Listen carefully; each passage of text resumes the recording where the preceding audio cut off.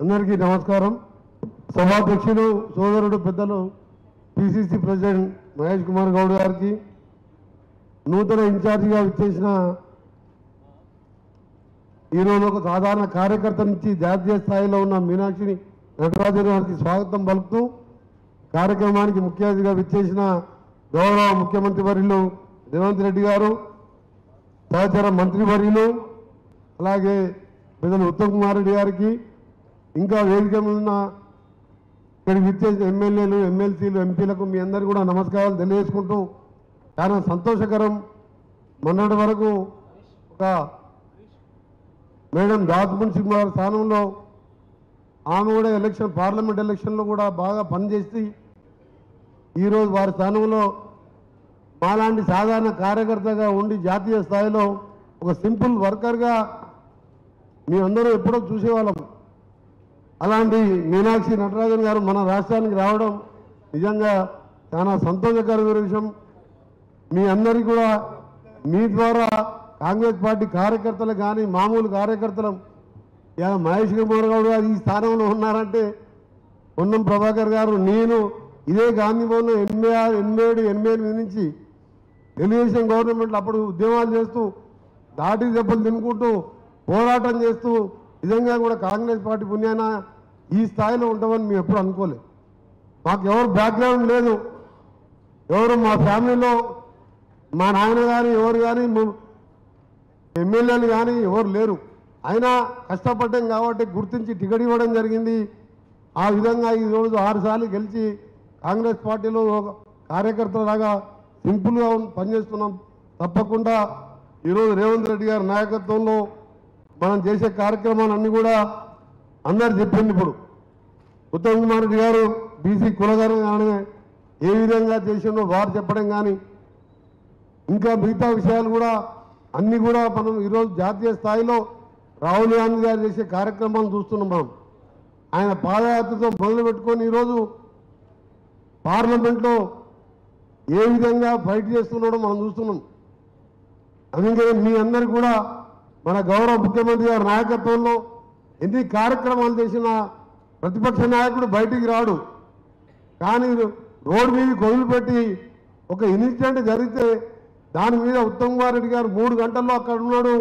మళ్ళీ 2వ రోజు నేను అక్కడికి వెళ్ళి 3 రోజులు ఉంటే దాన్ని కూడా రాజకీయం చేయాలని శవాల మీద పేరాలు ఎదుర్కొనే విధంగా ఆ రోజు పంప్ హౌస్ దగ్గర బాయిలర్ పేలిపోతే ఇదే రేవంత్ రెడ్డి గారు గౌరవ అప్పుడు పీసీసీ ప్రెసిడెంట్ దగ్గరికి పోతే పర్మిషన్ ఇవ్వలే.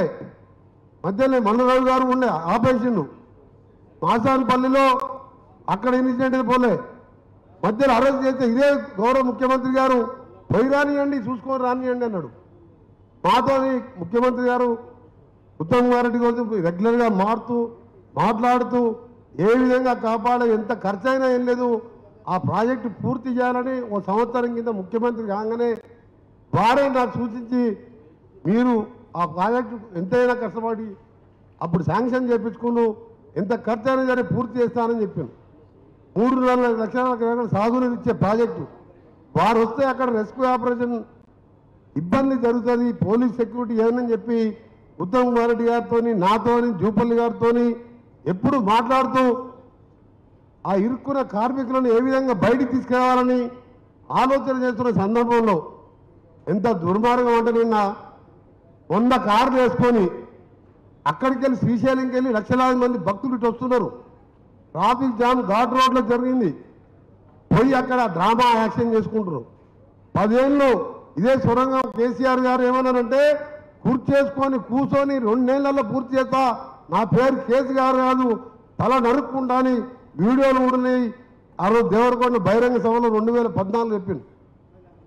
10 ఏళ్ళు పక్కకు పెడితే ఇదే గౌరవ ముఖ్యమంత్రి గారు ఇరిగేషన్ మినిస్టర్ గారితో చెప్పి నాకు చెప్పి అమెరికాకు పంపించి అక్కడ బేరింగ్ కూడా ఇప్పుడు వచ్చింది. త్వరగా పూర్తి చేయాలి, నల్గొండ జిల్లాని ఆదుకోవాలని చెప్పి, ఫ్లోరైడ్ జిల్లాని ఆదుకోవాలని చెప్పి కార్యక్రమం చేస్తుంది. అందుకని ఎందుకు చెప్తున్నానంటే, ప్రతి విషయంలో ఏ మంచి పని చేయాలన్నా మూసీ నీళ్లు నల్గొండకు వచ్చి ఆరోగ్యాలు ఖరాబ్ అవుతున్నాయంటే మూసీ నీళ్లు రావద్దంటారు. టనల్ ద్వారా పూర్తి చేయాలంటే టనల్ వద్దంటారు. అందుకనే మనందరం కూడా రాబో కాలంలో మీనాక్షి నటరాజన్ గారి అడ్వైజ్తోని పిసిసి ప్రెసిడెంట్ ఒక యువ నాయకుడు కింది స్థాయికి వచ్చిన కార్యకర్తలతో బాధలు తెలిసిన వ్యక్తిగా మనందరం కూడా ఇలాంటి భయపడొద్దు. కేసీఆర్ గారు అసలు మానవత్వం ఉన్న మనిషి, మీరు అందరూ కూడా ఆలోచించుకోవాలి. ఆయన ముఖ్యమంత్రి అయిన ఒక నెల రోజుల్లో మాసాన్పల్లి క్రాస్ రోడ్ అంటే తూప్రాన్ దగ్గర ట్రైన్ కింద ఆ స్కూల్ బస్సు పడి 26 మంది చిన్న పిల్లలు 6 ఏళ్ళు 10 ఏళ్ళ పిల్లలు మాంసం ముద్దలైతే ఫామ్ హౌస్లో ఉన్నారు తప్ప బయటికి పోయి చూడలే. ఆ తర్వాత మనం 4 ఏళ్ల కింద కొండగట్ట ఆంజనేయ స్వామి మన జీవనన్న పోయొచ్చిండు. 62 మంది ఎక్కడ మాంసం కాలు చేతులు విరిపోతే కనీసం పోయి చూడలేదు. ఆయన మాట్లాడుతున్నాడు. ఇక్కడ ముఖ్యమంత్రి రాలేదని మాట్లాడుతున్నాడు. నేనే చెప్పినాం ఉత్తమ్ కుమార్ రెడ్డి గారు ప్రతి నిమిషం ముఖ్యమంత్రి గారితో మాట్లాడుతూ ముఖ్యమంత్రి గారి సలహాలతో ఏ విధంగా వాళ్ళని కాపాడాలి, ఆ తర్వాత వర్క్ ఎట్లా కంటిన్యూ చేయాలని కూడా ఆలోచిస్తుంది ముఖ్యమంత్రి గారు. దాన్ని పోయి ఆ ఛాంబర్ దగ్గర ముఖ్యమంత్రి గారు మన ఉత్తమ్ కుమార్ ఛాంబర్ ధర్నా చేసి జిల్లాల రాజకీయాల కోసం హరీష్ రావు కేటీఆర్ అనే దుర్మార్గుని బయట పడేసి మన ప్రభుత్వాన్ని మన ముఖ్యమంత్రి కానీ మన ప్రభుత్వాన్ని మన పార్టీని బదనాం చేయాలని చూస్తున్నాం. అందుకని మన అందరం కూడా ఎక్కడికక్కడ తిప్పిపడుతూ ఆ రోజు ప్రజలకు రాని మనిషి ఇవాళ ప్రతిపక్ష నాయకులు ప్రజలలో లేవు, సెక్రటరీ రాలే 10 ఏళ్ళు. మన ముఖ్యమంత్రి 24 గంటలు ప్రజలలో ఉండే మనిషి. అందుకని మనం అందరం కూడా మీనాక్షి నటరాజన్ అడ్వైజ్తో ముఖ్యమంత్రి గారి నాయకత్వంలో అందరు మంత్రులను కూడా ఈరోజు ఇన్వెస్ట్మెంట్ పరంగా మన శ్రీధర్ బాబు గారు చూస్తున్నాం. ఎక్కడ ఏ విషయం ఉన్నా వాళ్ళ మాటలకే పరిమితమైంది, ఇలా గ్రౌండ్ అవుతున్నాయి. ముఖ్యమంత్రి ఈరోజు శ్రీధర్ బాబు గారు ప్రతి నిమిషం కూడా ఆలోచన చేస్తూ ఏ విధంగా ముందుకు పోతున్నాం. మా బీసీ కులాలను చెప్పమంటున్నారు. తప్పకుండా అది మన ముఖ్యమంత్రి గారు రాహుల్ గాంధీ ఆదేశాలతో దాంట్లో పాల్గొనని వారు మాట్లాడుతున్నంటే నిజంగా కేసీఆర్ ఆలోచించుకోవాలని ఎక్కడ పోయింది నీ మతి అని. ఈసారన్నా పాల్గొనాలని తెలుస్తారు. రేపు లెక్కలు చూసిన తర్వాత నిన్నటితో ఈ రోజుతో అయిపోయింది. అందుకనే మా హనుమంత్ అని అంటుండు జనరల్లో బీసీకి ఇచ్చినామని చెప్పమంటుండు. నల్గొండ మున్సిపల్ చైర్మన్ 3 సార్లు జనరల్ అయితే 3 సార్లు బీసీ అభ్యర్థికి ఇవ్వడం జరిగింది. నేను ఎందుకంటే సామాజికంగా ఆలోచించిన ఎంపీగా సుఖేందర్ రెడ్డి గారు ఉండే, ఎమ్మెల్యేగా నేనుంటేనే మున్సిపల్ చైర్మన్ కూడా 3 సార్లు వరుసగా జనరల్ అయింది. ఈ జనరల్లో 2 సార్లు గౌడ్కు, ఒకసారి మోస్ట్ బ్యాక్వర్డ్ క్లాస్ కుమ్మరి కులానికి ఇచ్చాను. అంటే రేపు కూడా మన ముఖ్యమంత్రి గారు ఎప్పుడో చెప్పారు అసెంబ్లీలో ఏమున్నా సరే పార్టీ పరంగా కూడా 42% రిజర్వేషన్ ఇస్తానని చెప్పారు. అందుకని ఆ రోజు నేను కూడా అదేవిధంగా ఆలోచించాం. తప్పకుండా మనం అందరం కూడా మీనాక్షి ఆలయంలో ఈరోజు రాష్ట్రంలో విధ్వంసాన్ని సృష్టించి మళ్ళా లేనిపోయిన మాటలు. చివరిగా మీకు విషయం చెప్తాను. మన రాజలింగమూర్తి హత్య భూపాలపల్లిలో వాళ్ళ బిడ్డ భార్య చెప్పిన స్టేట్మెంట్ చూసినాం. అంతకుముందు సంజయ్ రెడ్డి కానీ నేను దుబాయ్లో కేదార్నాథ్, ఇదంతా మామూలు కాదు, అన్నీ తెలుసు మనకు. తప్పకుండా దాని మీద కూడా 10 ఏళ్ళు నాశనం చేసి దోసుకొని లక్షల కోట్లు ఇవాళ మన మీద విమర్శిస్తున్నాం. ఉత్తమ్ కుమార్ రెడ్డి గారు హెలికాప్టర్ పోతే ఊంటే హెలికాప్టర్ వేసుకుని తిరుగుతుంటాడు. కొంచెం ధమాకాయ ఖరాబ్ అయి మాట్లాడుతుంటాడు హరీష్ రావు గారు.